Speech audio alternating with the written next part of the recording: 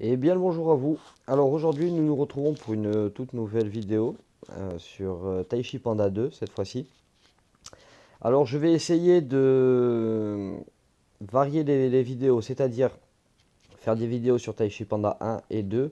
Malheureusement maintenant je n'ai pas assez d'informations sur Taichi Panda 2 comme j'ai sur Taichi Panda, bah, du coup parce que le jeu il est sorti il n'y a pas très longtemps. Il y a encore énormément de bugs sur le jeu, alors aussi bien texture que au niveau du jeu en lui-même, quand il nous envoie des notifications et que c'est pas encore activé. Si ça vous intéresse, par contre, pourrais vous faire un petit topo sur une multitude de bugs que j'ai pu m'apercevoir. Bon, maintenant, je pense que ce n'est pas une vidéo qui pourrait vous plaire, mais bon, si jamais elle est demandée, je pourrais essayer de la faire et vous répertorier tout ce que j'ai pu voir. Mais je pense concrètement que vous les avez déjà vus, donc à mon avis, vous voudriez pas une vidéo comme ça. Alors, dans un premier temps, on m'a posé une question toute simple qui concernait Taichi Panda. Lequel était mon préféré? Alors pour moi, c'est deux jeux complètement différents. Donc il y a des choses qui sont bien sur Taichi Panda 1 qu'on n'a pas sur le 2. Il y a des choses qui sont bien sur le 2 qu'on n'a pas sur le 1. Même si le gameplay est relativement le même, pour moi, on peut pas dire je préfère celui-là ou je préfère l'autre. Après, c'est une histoire de goût, je pense. Moi, personnellement, c'est sur les deux que ça me plaît, honnêtement. Donc, je me suis acheté mon petit pack d'ailes assez rapidement. Bon, 1 € 04 centimes. C'est pas excessivement cher, donc voilà. Ça me procure 2000 de puissance sur un personnage déjà niveau 2, enfin niveau bleu, au niveau de mes paliers. Voilà. Donc j'ai réussi à obtenir assez facilement euh, les paliers sur ce personnage-là. Bon, maintenant c'est un 3 étoiles, donc je vais favoriser plutôt monter un personnage en 4 étoiles. Et j'ai opté pour un personnage qui tire à distance pour essayer de prendre un minimum de DPS.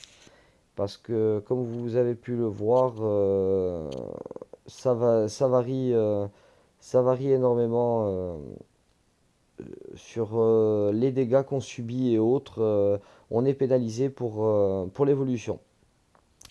Alors, ce que j'ai pu constater, c'est que l'or était vraiment très important. D'ailleurs, j'ai que 22 000 d'or. Alors, je vais vous donner toutes les petites astuces et techniques que j'utilise.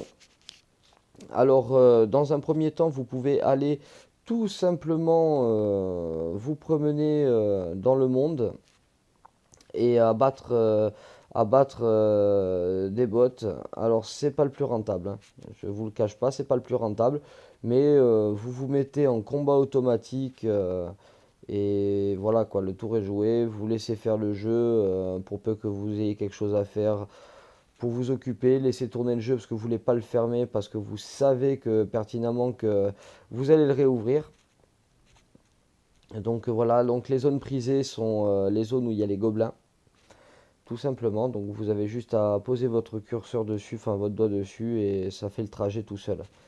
Donc ils sont vraiment prisés. Alors petite astuce, vous mettez le premier coup, et si les joueurs viennent pour mettre des coups, eh ben, le butin sera quand même pour vous. Alors ça, je trouve ça dommage qu'il n'y ait pas de, comment dirais-je, de partage sur ça. Alors au passage, vous prenez un petit peu d'XP, c'est pas folichon non plus. Euh, Parce que bon, 2 XP, bon là c'est parce que je suis dans le premier monde. Après, si vous allez dans des mondes où les bots sont un peu plus puissants, vous pouvez monter jusqu'à 12 à 14 XP, il me semble. Il me semble que c'est comme ça. Alors, je vais redescendre voir si le gobelin est dans les parages. Hop là. Bon, il apparaît à peu près toutes les 2 minutes. Ensuite, vous avez une autre manière. Vous allez dans la boutique, tout simplement.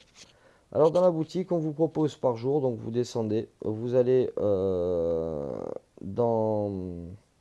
les objets, pas les objets à durée limitée, mais dans la boutique directement, les objets. Et vous pouvez vous apercevoir que vous pouvez prendre 25 000 pièces. 25 000 pièces, l'achat. Donc il y a eu trop d'achats de ma part. Donc en gros, c'est une pièce. Ça vous coûte une seule pièce, enfin un seul diamant. En tout, vous payez pour 10 il me semble, ou pour 11 vous payez 15 diamants. Alors quand vous prenez, donc on va de suite se rendre à la troisième facilité pour avoir de l'or assez facilement et assez rapidement. C'est ici, donc quand vous remplissez les objectifs qui vous sont donnés toute la journée, tout au long de la journée, vous pourrez avoir les paliers et prendre de l'or. Donc les diamants que vous aurez dépensés, vous les récupérez à ce niveau-là, c'est 80. Donc vous aurez quand même un gain de plus de 60 diamants et vous aurez amassé de l'or. Donc voilà, c'est ce que j'ai pu constater moi sur le gain au niveau de l'or. Et honnêtement, conservez votre or parce que ça coûte super super cher. Dès lors où vous avez déjà des personnages que vous comptez que vous les montez et que vous vous retrouvez avec un nouveau personnage, il faut tout remonter. Les talents coûtent super cher. Donc on va regarder les talents. Donc je suis niveau 28. Donc regardez. euh, il me coûte, donc là j'ai pas de descriptif, il vous donne que le descriptif du combat, mais ça coûte à partir de 60 000. Donc après cumuler le tout, ça vous revient une vraie fortune. Donc en espérant que cette petite vidéo pour pouvoir prendre de l'or en masse vous aura plu. J'espère que mes explications ont été assez claires. N'hésitez pas à lâcher un petit com, ça fait toujours plaisir. Et je vous attends pour une prochaine vidéo sur Taichi Panda ou Taichi Panda 2, bien sûr. Et je vous dis à bientôt. Allez, passez une bonne soirée, ciao.